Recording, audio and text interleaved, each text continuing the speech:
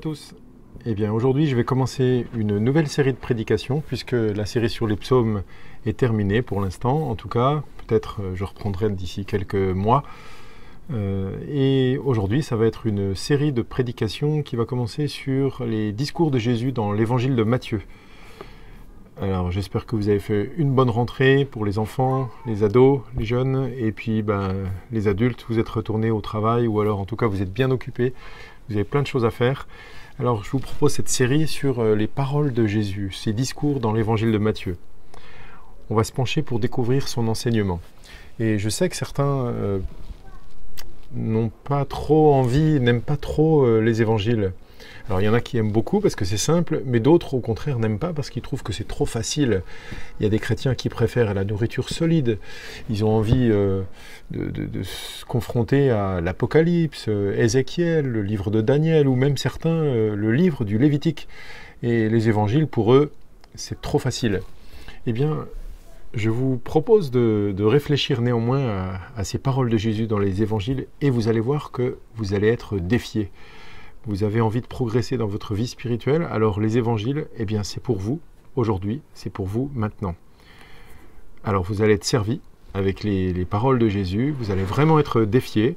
Alors accrochez-vous parce que Jésus n'hésite pas à déranger. Vous allez le voir, mais nous allons déjà commencer par un temps de louange.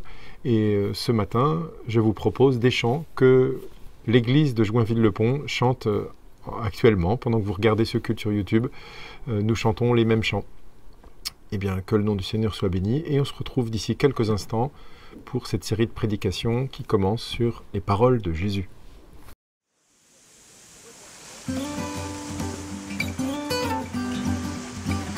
Oh, quel beau soleil dans mon âme, il éclaire, illumine tout.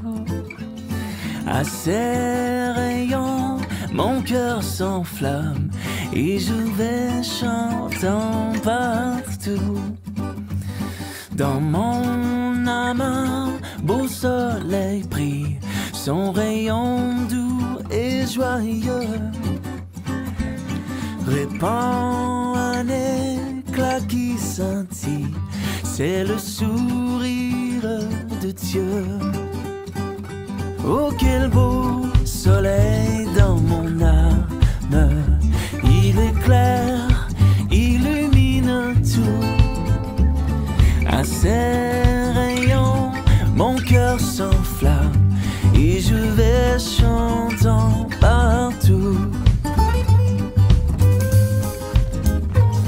Mon cœur était plein de ténèbres quand parut un jour nouveau. Au loin fuyaient ombres funèbres devant un soleil si beau. Oh, quel beau soleil dans mon âme, il éclaire, illumine tout. À ses rayons, mon cœur s'enflamme et je vais chantant partout.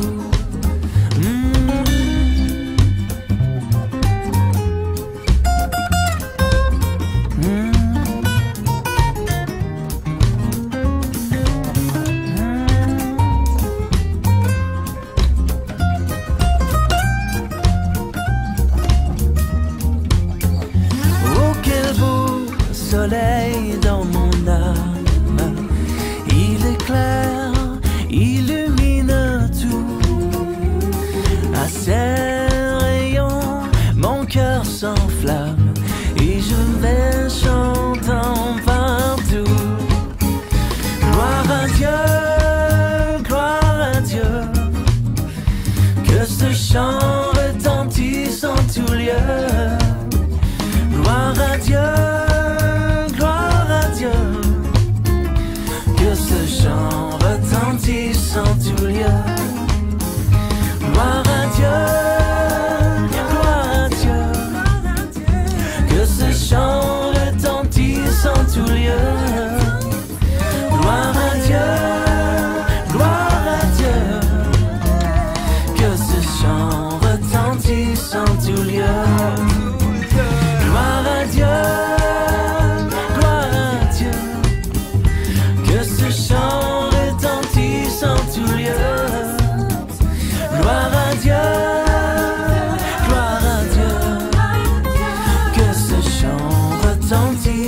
tout mieux. Gloire à Dieu, gloire à Dieu, gloire à Dieu.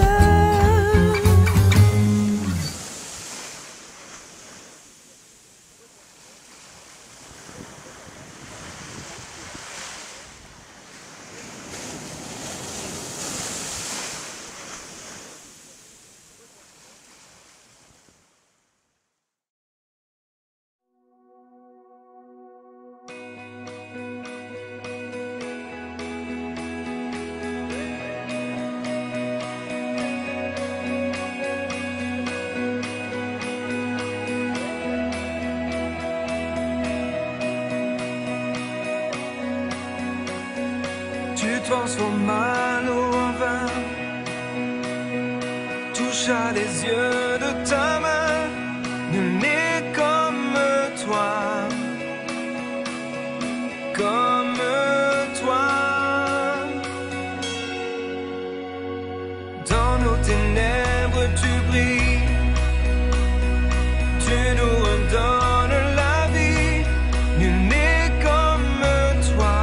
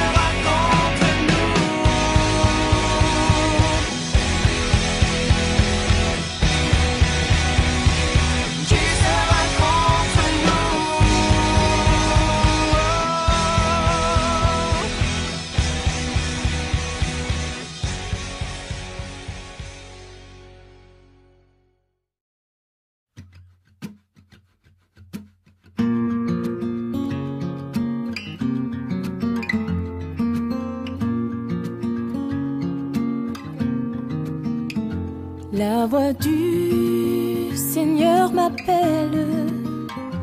Prends ta croix, viens et suis-moi.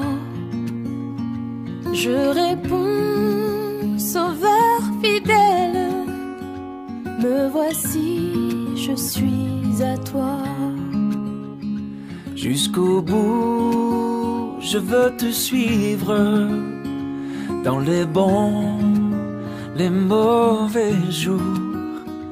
À toi pour mourir et vivre, à toi Jésus pour toujours.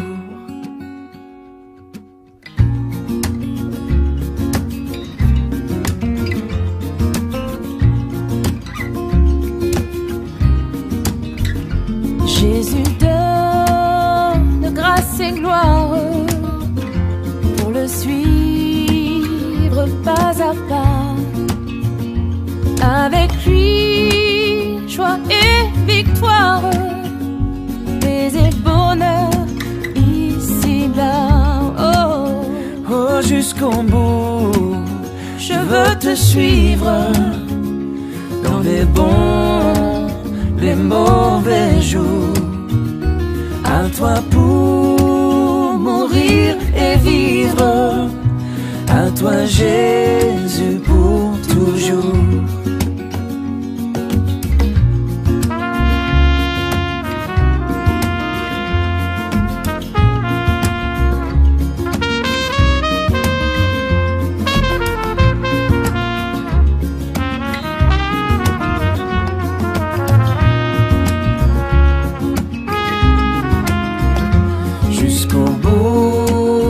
Je veux te suivre dans les bons, les mauvais jours.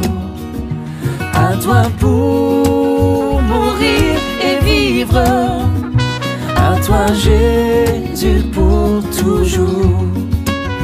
Jusqu'au bout, je veux te suivre dans les bons, les mauvais jours. À toi pour mourir et vivre, à toi Jésus pour toujours.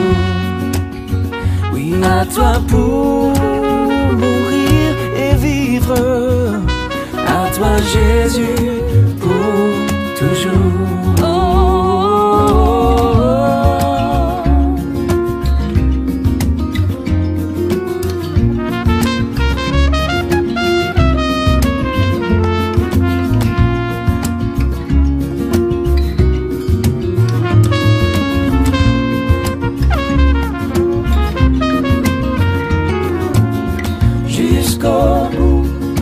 Je veux te suivre, coûte que coûte. Je veux te suivre jusqu'au bout. Je veux te suivre, coûte que coûte. Je veux te suivre.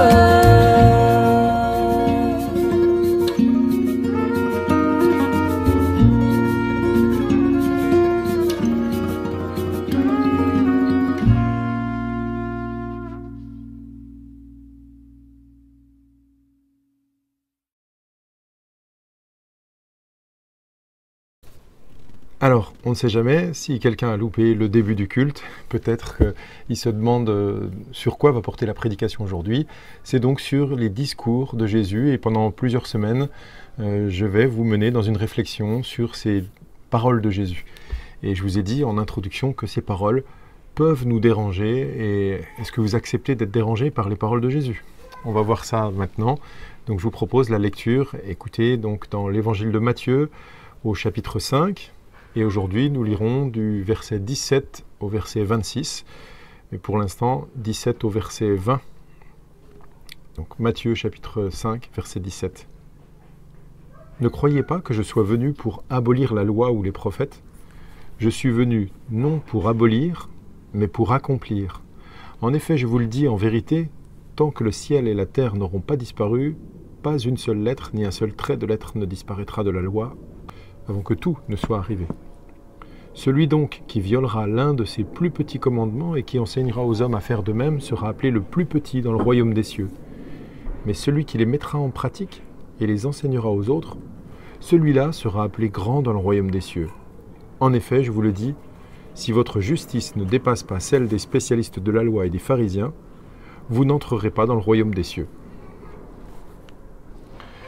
Au fait, j'espère que vous avez remarqué le cadre. J'ai changé un petit peu. Il fait beau, il fait même chaud ces jours-ci. Donc j'ai profité pour pouvoir être un petit peu sur la terrasse, dans le jardin. Et donc vous avez quelques feuilles. Vous entendrez aussi peut-être des bruits d'avion, comme actuellement, ou des cris d'enfants dans les jardins voisins. Voilà, j'espère que ça ne vous dérangera pas trop. Alors Jésus dit donc qu'il n'est pas venu pour abolir la loi ou les prophètes. Et donc ça, c'est une expression en fait qu'on retrouve souvent dans la Bible. Quand il est dit, il est parlé de la loi et les prophètes, eh bien, c'est pas simplement les paroles de la loi et puis les textes des prophètes, mais c'est comme pour dire l'Ancien Testament en fait, la parole écrite. Et donc Jésus dit, je ne suis pas venu pour abolir tout cela. Je ne sais pas si vous savez, mais Jésus était dérangeant pour ceux qui étaient autour de lui et il n'était pas toujours apprécié pour ses paroles, pour ses actions, et notamment par rapport au sabbat. Plusieurs fois, on lui a reproché de faire des choses, de guérir des gens le jour du sabbat, et ça faisait grincer des dents, puisqu'il était dit dans l'Ancien Testament qu'il ne fallait pas travailler le jour du sabbat. Et les gens se vexaient à cause de ça, et ils pensaient que Jésus ne respectait pas la loi et les prophètes.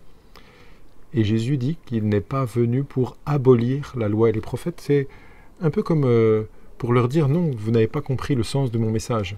Je ne vais pas tout chambouler, je ne vais pas mettre de côté la loi et les prophètes, mais au contraire, je suis venu pour accomplir.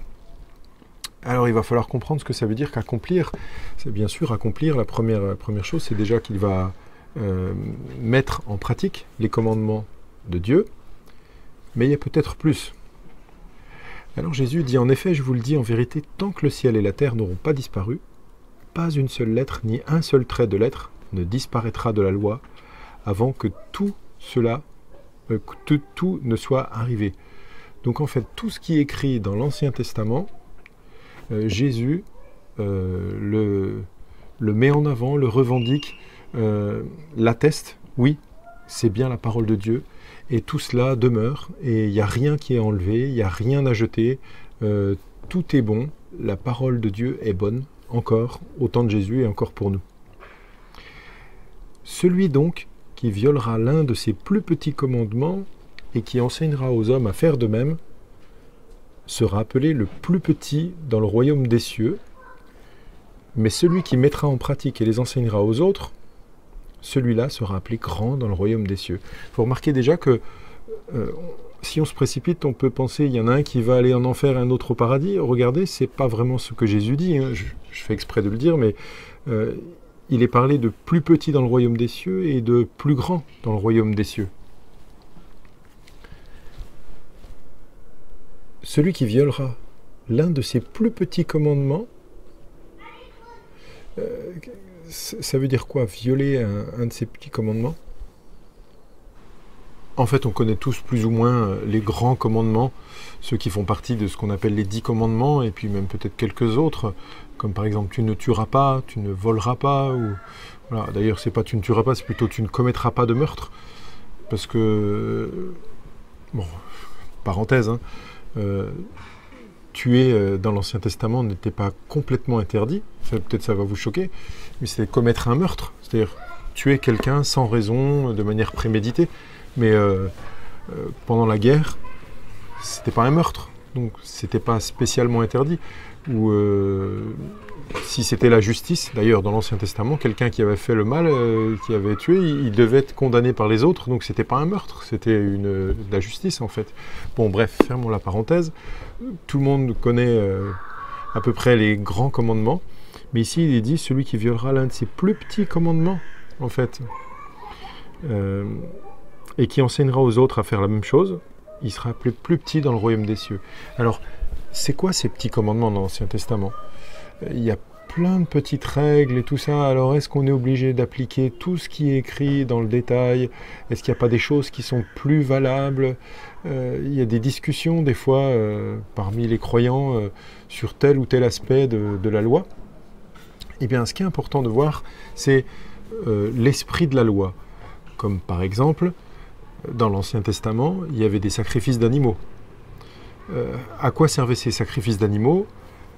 Eh bien, il y avait ceux qui étaient pour des sacrifices de louange, on va dire, des sacrifices de reconnaissance, action de grâce pour Dieu, mais il y avait aussi tout ce qui était sacrifice d'animaux pour le pardon des péchés.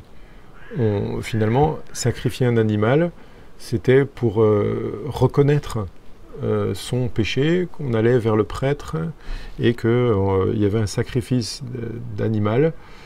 En fait, l'animal mourait à la place de celui qui était pécheur. Et comme ça, il y avait le pardon des péchés. Alors, à votre avis, quand Jésus dit celui donc qui violera l'un de ses plus petits commandements, est-ce qu'il parle de ça, par exemple? Est-ce qu'il dit qu'il faut continuer à faire des sacrifices d'agneaux quand on a commis un péché? Bien non, puisque dans le Nouveau Testament, c'est Jésus qui est mort lui-même à la croix une fois pour toutes. Mais l'enseignement qui est derrière reste, c'est que quand il y a péché, il y a besoin d'une punition, il y a besoin de quelqu'un qui souffre, qui meurt, le sang va être versé, et en fait c'est Jésus qui l'a fait pour ceux qui placent leur confiance en lui. Donc on n'a pas besoin de sacrifier des animaux, mais on a besoin quand même de demander pardon pour nos péchés et, entre guillemets, de profiter de la grâce de Dieu, Jésus mort à la croix. Donc les commandements, il y en avait plein dans l'Ancien Testament, et il est dit que ceux qui enseignent aux autres, celui qui les mettra en pratique et qui les enseignera aux autres, celui-là sera appelé grand dans le royaume des cieux. Eh bien, rappelez-vous que Jésus, d'ailleurs dans cet évangile de Matthieu, à la fin de l'évangile, dit à ses disciples, allez par tout le monde, c'est ce qu'on appelle la grande commission, il les envoie, et il dit allez par tout le monde et proclamez l'évangile. Et qu'est-ce qu'il leur dit? Il leur dit enseignez-leur à obéir à tout ce que je vous ai prescrit.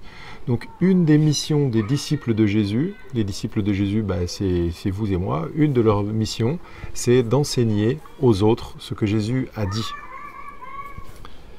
Alors après, il y a une phrase quand même qui risque de vous surprendre grandement.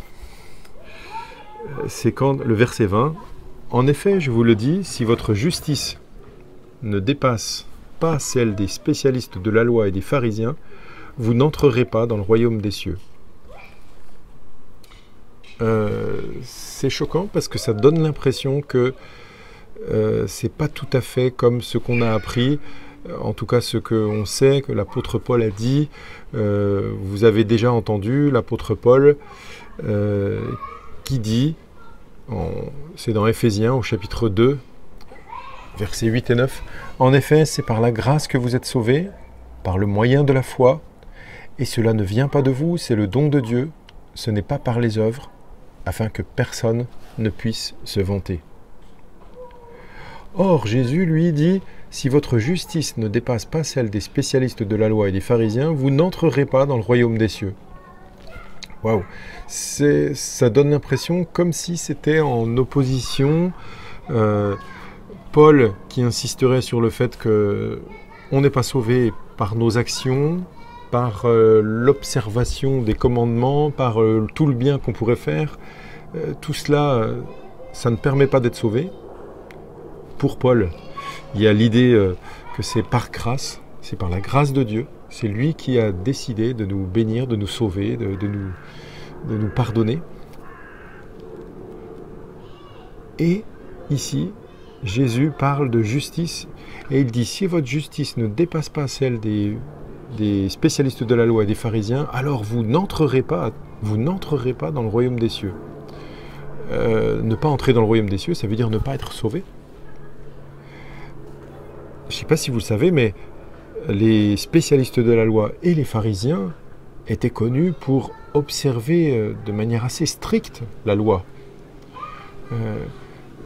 ils savaient qu'il fallait offrir la dîme, alors ils offraient la dîme. Jésus leur reproche d'ailleurs, même sur les petites choses, même sur la menthe, il nous dit, je ne sais plus, d'autres herbes, enfin, ils poussaient l'observation de la loi jusque dans les moindres petits détails de leur vie, mais tout cela, c'était c'est pour frapper la vue, pour être vu des autres, et Jésus leur a beaucoup reproché de pratiquer leur justice, de faire toutes ces choses, d'observer la loi de manière ostensible, juste pour être vu des autres, pour être bien vu.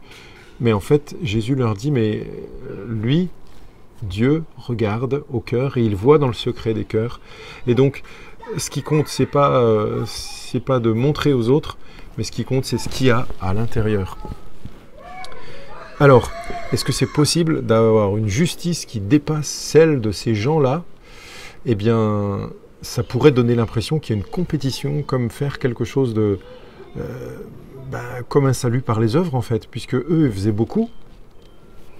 Ces spécialistes de la loi et pharisiens, ils faisaient beaucoup pour observer ces commandements. Alors, si Jésus dit qu'il faut que notre justice dépasse ça, ça donne l'impression, comme ça, premier regard, qu'il faudrait faire une compétition à l'observation des commandements, en faire toujours plus, toujours mieux, toujours plus haut.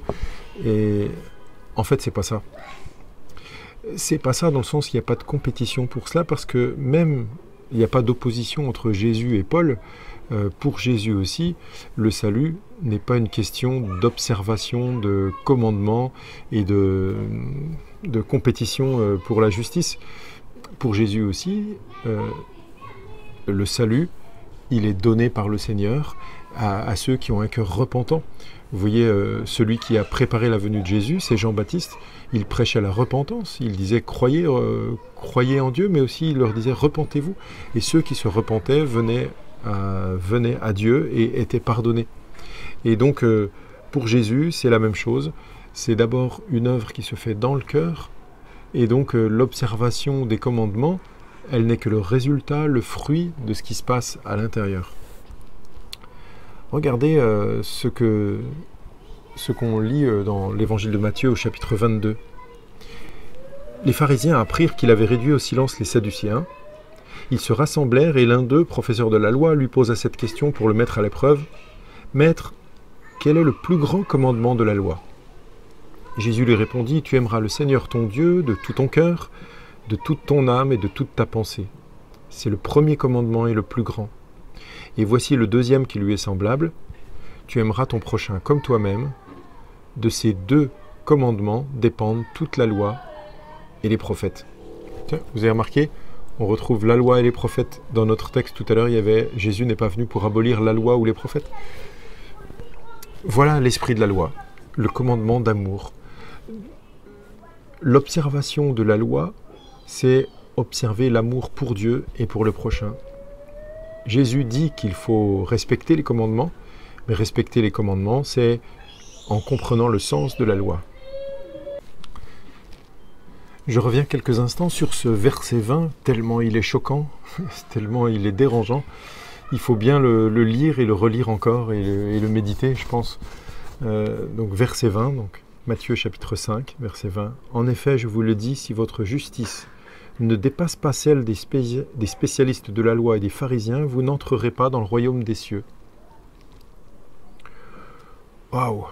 Il s'agit d'entrer dans le royaume des cieux. Et si vous comparez avec les versets qui précédaient, du verset 17 au verset 19, vous voyez qu'il était question pour ceux qui n'obéissent, enfin, il est dit comment, celui qui viole un de ses plus petits commandements, ou qui enseigne à faire de même, c'est pas marqué il n'entrera pas dans le royaume des cieux, c'est il sera le plus petit, il sera appelé le plus petit dans le royaume des cieux. Et celui qui les observe et qui enseigne aux autres à les observer, il sera appelé le plus grand. Donc remarquez, il était question d'être petit dans le royaume des cieux ou d'être grand dans le royaume des cieux. Par contre, pour le verset 20, c'est plus petit ou grand, c'est ne pas entrer dans le royaume des cieux. Ça donne l'impression quand même que Jésus s'adresse à un autre public, comme si au départ, il s'intéressait à ses disciples, qu'il leur parlait, puis qu'il leur disait, ben voilà, vous êtes mes disciples, eh bien, tout en étant mes disciples, je vous dis, observez mes commandements. Les commandements de Dieu sont à observer par les disciples. Et là, dans ce verset 20, il s'adresserait plutôt à toute la foule, à d'autres personnes, et il leur dit, voilà, si vous ne dépassez pas cette justice-là, qu'ont les spécialistes de la loi et des pharisiens, alors vous n'entrerez pas dans le royaume des cieux. Ça ne s'oppose pas à ce que l'apôtre Paul dit, on est sauvé par grâce, mais ça montre quand même une transformation intérieure nécessaire et qui va produire du fruit. On retrouve ça d'ailleurs dans Jean chapitre 15, la transformation intérieure, l'action du Saint-Esprit, au moment de la conversion, quand on se tourne vers Dieu, alors on a un cœur changé, il est parlé de nouvelle naissance, et on a une envie de plaire à Dieu, une envie d'obéir à ses commandements, en fait. Une envie de le respecter, de connaître sa parole et de la mettre en pratique. Et du coup, quelqu'un qui n'aurait pas du tout cette envie, eh bien, il y a des questions sérieuses à se poser sur son état devant Dieu. Est-ce que vraiment il est entré dans le royaume des cieux? Est-ce que vraiment il fait partie des enfants de Dieu? C'est une question à se poser. Si par exemple, vous n'avez absolument pas envie de tenir compte des commandements de Dieu, posez-vous la question, suis-je vraiment enfant de Dieu? Quelque chose que je voudrais dire aussi, c'est que c'est quand même dérangeant parce que, comme je vous l'ai dit, les pharisiens et les spécialistes de la loi semblaient comme ça avoir une justice, une application des commandements phénoménale, incroyable. Souvent, ils étaient loués pour tout ce qu'ils faisaient, pour leur obéissance apparente à la loi. Mais en fait, Jésus souvent leur a reproché justement d'avoir une attitude extérieure, c'est-à-dire que c'était extérieurement, il voulait montrer, mais intérieurement, il n'était pas vraiment de tout cœur. Donc il faisait ce qui était nécessaire pour être vu, mais il ne faisait pas ce qu'il fallait. Et on voit, même dans l'Ancien Testament, que les gens ont compris que c'est de l'intérieur que ça doit venir. Donc, comme par exemple, les sacrifices d'animaux pouvaient permettre le pardon des péchés, mais c'était un acte extérieur, ça. L'acte intérieur qui devait précéder pour pouvoir obtenir le pardon des péchés, c'est le cœur contrit, la repentance. Et c'est ce que le roi David a bien compris après avoir péché avec Bathsheba. Le temps a passé et à un moment, il a écrit ce psaume 51 que je vous invite à lire, qu'on appelle le psaume de repentance. Eh bien, David, dans ce psaume, dit qu'il sait très bien que Dieu ne veut pas de sacrifice. Il lui dit, les sacrifices d'animaux et tout ça, je t'en aurais offert si... Mais je sais que c'est pas ça que tu veux. Ce que tu veux, c'est un cœur contrit. Ce que tu veux, c'est une vraie repentance. Oh, les mots exacts, je les ai pas en tête, mais David dit bien ça. Ce qui est important pour Dieu, c'est l'intérieur. Donc, un cœur contrit. Et en fait, pour que votre justice dépasse celle des spécialistes de la loi et des pharisiens, c'est pas en faire toujours plus, mais c'est à l'intérieur être changé. Et ça va produire du fruit visible. Donc, premier fruit, voyons un exemple, puisque Jésus va citer plusieurs exemples après pour montrer que l'attitude intérieure va pousser à aller même plus loin que ce qui semblerait être écrit dans l'Ancien Testament. Ce qui semblerait, parce que c'est pas toujours bien interprété. Donc au verset 21, vous avez appris qu'il a été dit aux anciens, tu ne commettras pas de meurtre, celui qui commet un meurtre mérite de passer en jugement. Mais moi, je vous dis, tout homme qui se met en colère contre son frère mérite de passer en jugement. Celui qui traite son frère d'imbécile mérite d'être puni par le tribunal, et celui qui le traite de fou mérite d'être puni par le feu de l'enfer. Si donc tu présentes ton offrande vers l'autel, et que là tu te souviennes que ton frère a quelque chose contre toi, laisse ton offrande devant l'autel, et va d'abord te réconcilier avec ton frère. Puis viens présenter ton offrande. Mets-toi rapidement d'accord avec ton adversaire pendant que tu es en chemin avec lui, de peur qu'il ne te livre au juge, que le juge ne te livre à l'officier de justice et que tu ne sois mis en prison. Je te le dis en vérité, tu n'en sortiras pas avant d'avoir remboursé jusqu'au dernier centime. » Alors, dans la suite, Jésus va faire plusieurs fois ce genre-là. On le voit une fois ici. Vous avez appris qu'il a été dit, mais moi je vous dis. Ou alors vous avez entendu, et moi je vous dis. Et donc ici, ce qui a été dit aux anciens, c'est « tu ne commettras pas de meurtre ». Je vous en ai parlé tout à l'heure, pas « tu ne tueras pas », mais « tu ne commettras pas de meurtre ». Celui qui commet un meurtre mérite de passer en jugement, mais Jésus va plus loin et il dit que celui qui se met en colère ou celui qui traite son frère d'imbécile ou qui le traite de fou, eh bien il mérite le tribunal et même d'être puni par le feu de l'enfer. C'est fort. Eh bien, ces paroles-là montrent que l'intention qui est à l'intérieur compte tout autant que ce qui se voit, ce qui est visible. Celui qui tue quelqu'un, celui qui commet un meurtre, on voit très bien son intention, il n'y a pas de doute. Mais celui qui se met en colère, celui qui méprise l'autre en le traitant d'imbécile ou de fou, eh bien, à l'intérieur, il y a un non-respect de la loi, en fait. La loi, c'est le commandement d'amour. Tu aimeras ton prochain comme toi-même. Quand je traite l'autre d'imbécile ou de fou, ou quand je me mets en colère contre lui, je ne suis plus en train de l'aimer, de le chérir, de le bénir. Et donc, ça pourrait, à l'extrême, mener au meurtre. Et c'est... Je ne sais pas ce que vous en pensez, mais ça perturbe quand même de voir des paroles comme « il mérite d'être puni du feu de l'enfer ». Alors, on voit quand même le sérieux des paroles de Jésus. Si vous avez quelque chose qui n'est pas réglé, quelqu'un qui vous en veut, il dit même « va d'abord te réconcilier avant d'offrir ton offrande ». Pour Jésus, c'est très important d'être en bonne relation les uns avec les autres. Et si ça dépend de vous, eh bien faites tout pour que les choses se règlent en fait. Je vous l'avais dit en introduction, les paroles de Jésus nous défient, nous secouent, nous chamboulent, nous choquent même parfois, et on ne sait pas trop comment les lire.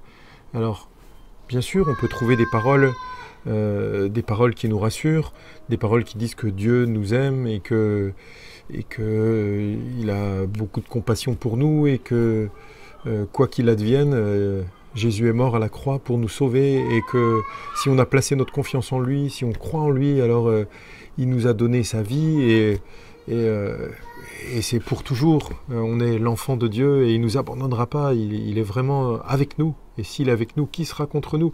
Toutes ces paroles qui nous rassurent, qui nous encouragent, c'est vrai. Mais en même temps, il y a ces paroles de Jésus. Alors, j'ai l'impression que c'est... Enfin, l'impression, c'est peut-être plus qu'une impression, mais que Jésus veut insister pour nous faire comprendre que ces paroles, elles ont du poids, les paroles de la Bible, la parole de Dieu, c'est important. Regardez à un autre endroit, je conclurai par ça, dans l'évangile de Jean, il y a un moment, Jésus il dit « Celui qui m'aime garde mes commandements. Et si vous m'aimez, vous garderez mes commandements. » C'est une preuve, en fait, une preuve d'amour que de garder les commandements de Jésus. Alors, tout au long de ces méditations sur les paroles de Jésus, on verra que c'est pas facile, que Jésus place la barre bien haut, mais c'est une exigence aussi, il nous encourage, il nous invite à le suivre et à lui obéir, à écouter ses commandements.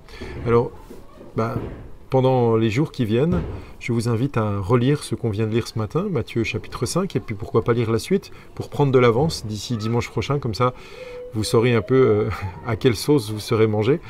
Je vous souhaite un bon dimanche, on va terminer par un chant, et je vous dis à bientôt, bye bye.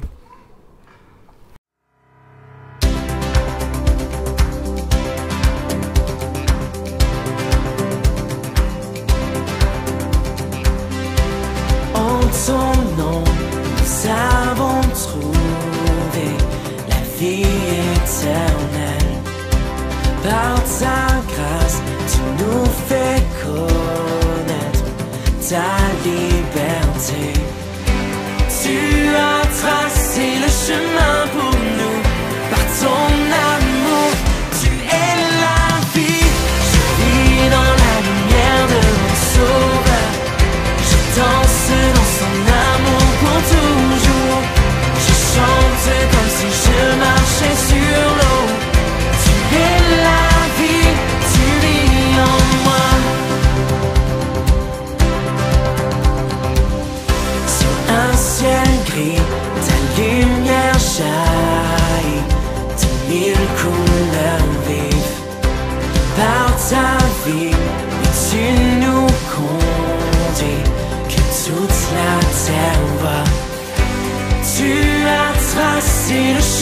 pour nous par ton amour.